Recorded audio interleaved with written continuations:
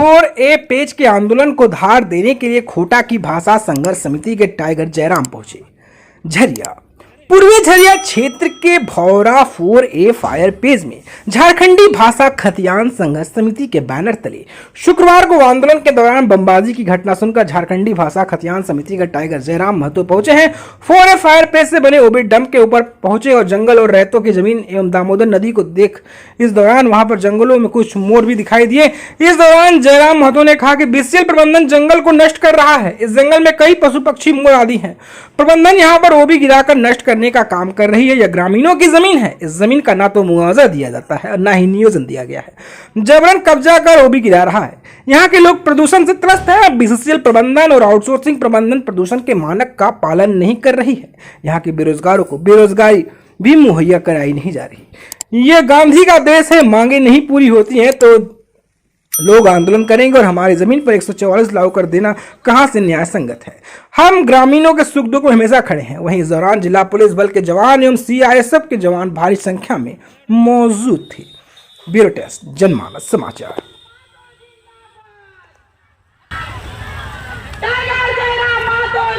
के आंदोलन का प्रारूप है कि आप फिलहाल जिस ऊंचाई पर खड़े हैं, लगभग जमीन तल से लगभग 250-300 फीट की ऊंचाई पे आप खड़े हैं। जाहिर सी बात इसका ज़मीन है, तो ये ज़मीन रेतों की है और बीसीसीएल मनमानी करते हुए यहाँ डंपिंग की है। यानी इस प्रकार कुल मिलाकर ये जो आसपास की ज़मीनें हैं, ये रेतों की ज़मीनें हैं, किसानों की ज़मीनें हैं, लेकिन उसे ना रजिस्ट्री किया गया है, ना उन्हें विस्थापित किया गया है, ना मुआवजा दिया गया है, ना नियोजन दिया गया है और लगातार खनन का कार्य चल रहा है। खनन का कार्य भी चल रहा है। हमारे गांव में इसका प्रदूषण का दुष्प्रभाव पड़ रहा है। लगातार हमारे जो लोग हैं वो प्रदूषण के कारण काफ़ी प्रभावित हो रहे हैं और बाकायदा हमारे गांव की सब्जियों का रंग देखें तो माने प्रदूषण के कारण प्रभावित हो चुका है। हमारे बरामदे, हमारे घर की खिड़कियाँ, हमारे घर के छत, बल्कि जो हम लोग कपड़ा भी पसारते हैं वो अब बाहर नहीं पसारते हैं, पंखे के नीचे हम लोग घर के भीतर ही पसारते हैं। इस प्रदूषण के साये में हम लोग जी रहे हैं। तो इसीलिए ग्रामीणों की मांग है कि प्रदूषण पर नियंत्रण हो। चूँकि जो भी कंपनी अगर कुछ कार्य करती है तो प्रदूषण के मानकों का, मापदंडों का अनुपालन करती है। दूसरी बात सबसे माने महत्वपूर्ण ये है कि हमें रोजगार मिले। रोजगार मतलब नियोजन मिले और एक अच्छी मुआवजा मिले ताकि हमें एक अच्छा जीवन यापन इसलिए करें क्योंकि ज़मीनें हमारी है। हमारी ज़मीनों के नीचे खनिज संपदाएँ हैं। अतः हम अगर राष्ट्र की उन्नति के लिए अपने जमा पूंजी को गिरवी रख देते हैं। जमा पूंजी का मतलब एक किसान के लिए जमा पूंजी उसका खेती होता है। जब उसको कुछ नहीं दिखता है तो खेती के माध्यम से अपना जीवन यापन करता है, अपनी जीविका उपार्जन करता है। तो जब हम अपनी सारी जमा पूंजी जो आज मोटा-मोटी अगर हम लॉजिक के दृष्टिकोण से बात करें तो हड़प्पा सभ्यता के आसपास से लगभग खेती हो रही है। उससे पहले लोग खानाबदोश थे संभव, तो 4000 साल से खेत हमारे थे, जोत कोड़ करते थे, इस पर हमारा फसल उगाते थे। उस जमा पूंजी को हमने भारत सरकार या फिर उसके अंतर्गत आने वाली इकाइयों को खनन के लिए दिया ताकि उस खनन से जो कोयला की निकासी होगी उससे राष्ट्र निर्माण में हमारा योगदान होगा। तो जब राष्ट्र के योगदान में हम अपना सारा चीज़ खो चुके हैं, सारा चीज़ बर्बाद कर चुके हैं, तो कम से कम राष्ट्र का भी बदले में ये कर्तव्य बनता है कि हमारी उन्नति कैसे हो, हमें सुरक्षा कैसे मिले, हमारा जीवन आगे कैसे चले, उसके लिए हमें एक अच्छी मुआवजा मिलनी चाहिए। एक अच्छी मुआवजा मिलनी चाहिए ताकि हमारा भरण पोषण हो सके। हमें यहाँ कार्य मिलना चाहिए क्योंकि ये क्षेत्र हमारा है। यहाँ जब हम खेती करते थे, आज हमें नौकरी करना चाहिए। तो इसलिए इन्हीं मांगों के साथ हम लोग धरना पर बैठे हैं। धरना पूरी शांतिपूर्ण है, लेकिन दुर्भाग्य का विषय है कल बमबारी की गई है, प्रशासन की मौजूदगी में की गई है। तो लोकतंत्र के देश में, लोकतांत्रिक देश में कहीं ना कहीं सवाल चिन्ह खड़ा होता है। अच्छा ये बताइए, यहाँ कितने लोगों का अभी मुआवजा या नियोजन बाकी है? देखिए बहुत संख्या में लोग हैं जिनका मुआवजा बाकी है और जिनको नियोजन की मांग आज अटकी हुई हैं।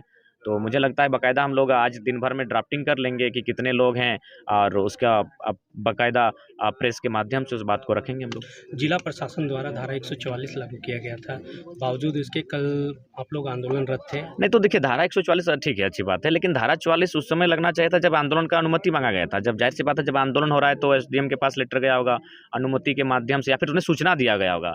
तो अचानक जब ये हाईलाइटेड होता है कि इस कार्यक्रम में हम भी समर्थन देने के लिए आ रहे हैं, तो फिर अचानक धारा 144 लगती है। अगर हमारी उपस्थिति नहीं होती तो शायद धारा 144 नहीं लगती।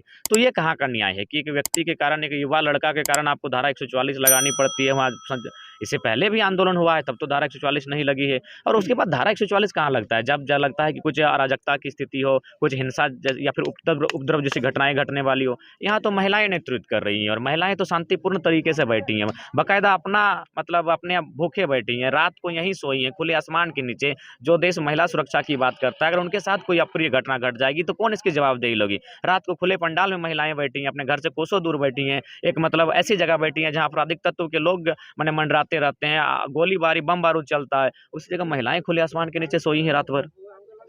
क्या कहेंगे कल जो जिला प्रशासन द्वारा कार्य किया गया? देखिए, हम यही कहेंगे कि सबसे पहले बात कि जिला प्रशासन कोऑपरेट करे, अच्छी बात है।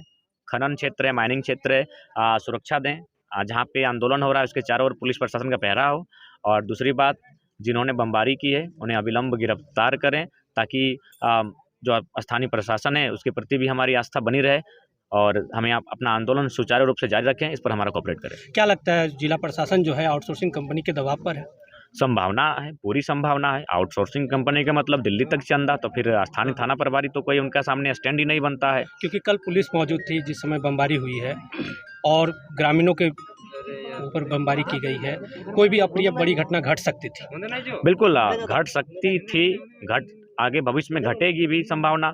तो इसलिए प्रशासन को अलर्ट रहना चाहिए और प्रशासन को अपनी ड्यूटी का निर्वहन पूरी निष्ठापूर्वक करना चाहिए, ताकि लोगों की आस्था पुलिस पर बनी रहे, पुलिस पब्लिक के बीच एक अच्छा संबंध बना रहे। इसके लिए हम चाहेंगे कि स्थानीय थाना प्रभारी इस आंदोलन को संरक्षण प्रदान करें और साथ ही साथ जो लोग बमबारी कर रहे हैं उन पर शिकंजा कसे। तो बंधुओं का कहना है जैसे कि जो भी आंदोलन मतलब का है, जो भी मांग है, उसके लिए बैठ करके वार्ता किया जाता है, उस पर क्या कहना है? देखिए, सबसे पहली बात दादा, आप भी जानते हैं ये भारत एक ऐसा देश है जहां जनता को अगर अपनी बात को रखना पड़ता है तो धरना, भूख हड़ताल, हड़तालें करनी पड़ती है। अगर बात से बनती तो मुझे लगता है चलिए ठीक है, अगर भौरा में आंदोलन होता तो आप बोलते कि चलिए भौरा के लोग मनमानी कर रहे हैं या फिर वार्ता नहीं करना चाहते हैं, ये जानबूझ के ऐसा कर रहे हैं। सिंदरी में कचरा प्लांट की स्थापना होने वाली है, पटिया में भी कोयला को लेकर मैटर विवाद बढ़ा है, आप बोकारो में चले जाइए तो BSL में अप्रेंटिस के लोग धरना पर बैठे हैं, पूरे झारखंड के लोग तो धरना पर बैठे हैं, सहियागंज धरना पर बैठी है, स्वयं सेवक धरना पर बैठे हैं, सभी लोग दिए। इसका मतलब स्पष्ट है कि आम व्यक्ति को अपनी आवाज़ ऊपर तक पहुंचाने के लिए धरना, हड़ताल, भूख हड़ताल, अनशन, इनका सहारा लेना पड़ता है। और ये गांधी का देश है, गांधी ने इनको अनशन सिखाया है, गांधी ने इनको माने मार्च सिखाया है, गांधी ने इनको ये सब चीज़ सिखा के गए। अगर ये गांधी का देश है तो गांधी के देश में तो आंदोलन होगा, गांधी के देश में तो धरना होगी, गांधी के देश में तो सभा होगी। और दूसरी बात, हमारे पास DCG का लेटर है, जब उस समय माननीय सिंह जी थे उपायुक्त, हमारे नाम उनका पूरा भूल रहे हैं, नहीं DC का नाम जिनके उमाशंकर सिंह, बाकायदा उन्होंने भी इस बात को प्रबंधन को लेटर लिखा है कि जो भी उनका माने पैसा है, मुआवजा है, उसको क्लियर करें। बाकायदा उपायुक्त, आप बताइए उपायुक्त से ऊपर जिला में तो कोई नहीं होता है, अगर जिला की बात करें तो उपायुक्त से ऊपर जिला में कोई नहीं होता है। और उसके बाद आप बाकायदा मीडिया लोकतंत्र का आभार करते हैं, आप स्वयं देखिए रिपोर्टिंग कर रहे हैं, पीछे दामोदर नदी है, जो कंपनी आज दुहाई देती है, अपने आप को बचाने का काम करती है, कंपनी से बड़ा दोषी कोई नहीं है, कंपनी से बड़ा जालिम कोई नहीं है। आज दामोदर नदी निगल रहे हैं, यहाँ लगभग 18 एकड़ में वन है। देखिए, जो वन कानून की बात करते हैं, भारतीय संविधान भी आर्टिकल 48 वन्य जीव और वन के संरक्षण की बात करता है।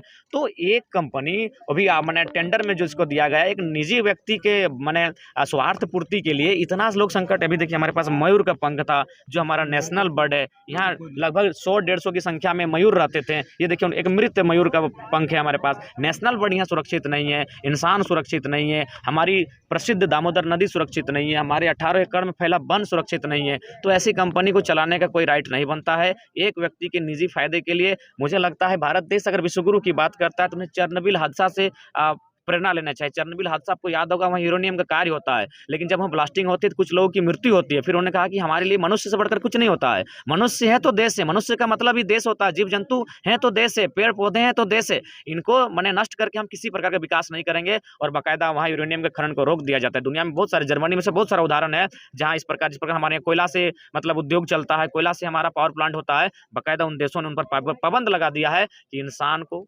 पर्यावरण को छेड़ के हम किसी प्रकार का विकास नहीं करेंगे। तो इसलिए जो लोग बयान दे रहे हैं कंपनी की तरफ से, वे लोग दोषी हैं, वे लोग कटघरे में हैं, वे लोग लोकतंत्र का गला घोट रहे हैं, जो दामोदर नदी को निगलने के लिए तैयार हैं। हम लोग जमीन से 300 फीट के ऊपर बैठे हैं और ये 300 फीट के ऊपर का मतलब है ये मलबा है, ये कचरा है, और ये कोयला के बाद जो कचरा बचता है वो है। और अभी कहाँ डंप किया गया है? किसी रैयत की जमीन पर डंप किया गया है।